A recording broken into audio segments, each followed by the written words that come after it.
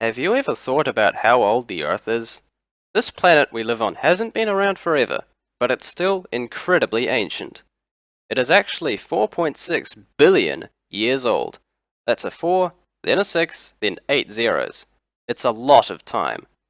So much time, in fact, that scientists have to split it up to make sense of it. That's why we have this, the geological timescale. In this video, I'm going to show you how it works. The timescale shows the whole history of the Earth chopped up into eons, eras, periods, and epochs. They have some interesting names, which we will look at soon. There are numbers at the boundaries between the periods. Those numbers tell us how long ago that boundary happened, in millions of years. For example, the end of the Cretaceous period was 66 million years ago, when it gave way to the Tertiary period. You can see that the more recent periods are near the top of the timescale. The oldest periods are way down the bottom. But how did people decide how much time falls into each period? They did it with fossils. Fossils are awesome. They're the remains of prehistoric animals and plants, ancient bones, teeth, shells, and footprints that have been turned to stone. Today you can find them all over the place. In Australia, the rocks hold fossils of everything from giant kangaroos to dinosaurs. It turns out that we find different fossils in different stages of Earth's history. In the very early days, there was no life at all, so we don't get fossils from that far back in time. When life first appeared, it was in a very simple form called bacteria.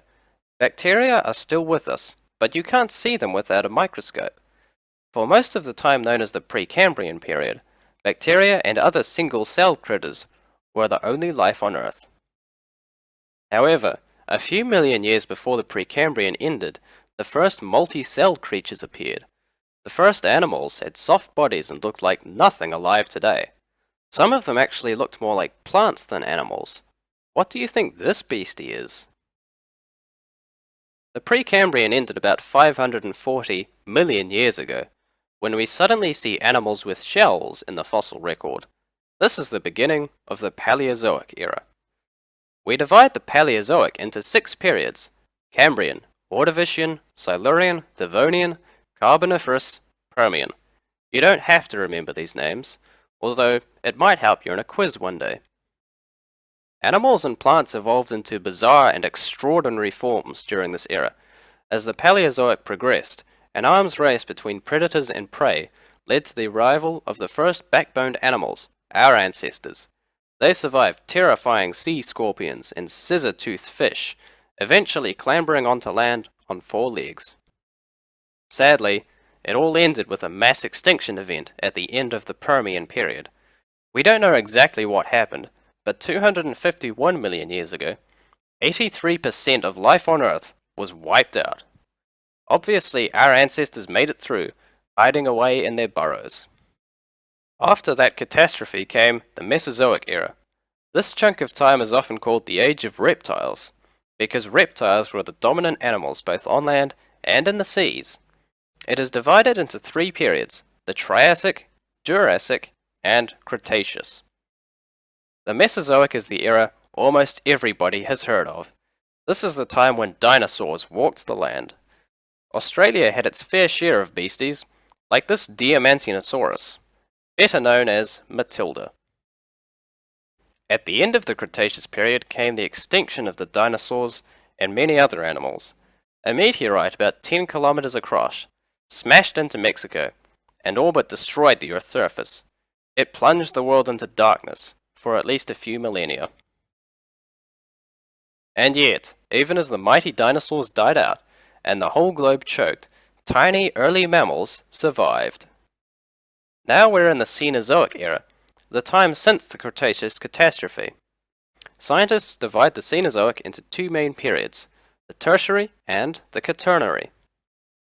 In the Tertiary, mammals finally had room to grow. They started out as timid burrowers, no bigger than a cat, but before long they had diversified, with elephants stomping around on land and whales cruising the oceans. We are living in the Quaternary period, which started 2.6 million years ago. This span of time is significant because it covers the evolution of humanity. Through a long cycle of ice ages, our human ancestors endured and ultimately spread from Africa to every corner of the earth. We think the first Aboriginal Australians set foot on this land a few tens of thousands of years ago. They were joined much later by Europeans, and that is where I leave the story. All we see on the geological timescale is a series of names: Cambrian, Ordovician, Silurian, and so on. But when you look at where those names came from and what they represent, you end up seeing back in time. The history of the Earth is dramatic and utterly mind-boggling. If you'd like to know more about the timescale and the amazing history it represents, there are many good books on the subject. Just have a look in the non-fiction section in your local library. You can also find plenty of resources online, but please ask your parents' permission before searching on Google. That's all for now. Thank you for watching, and good luck.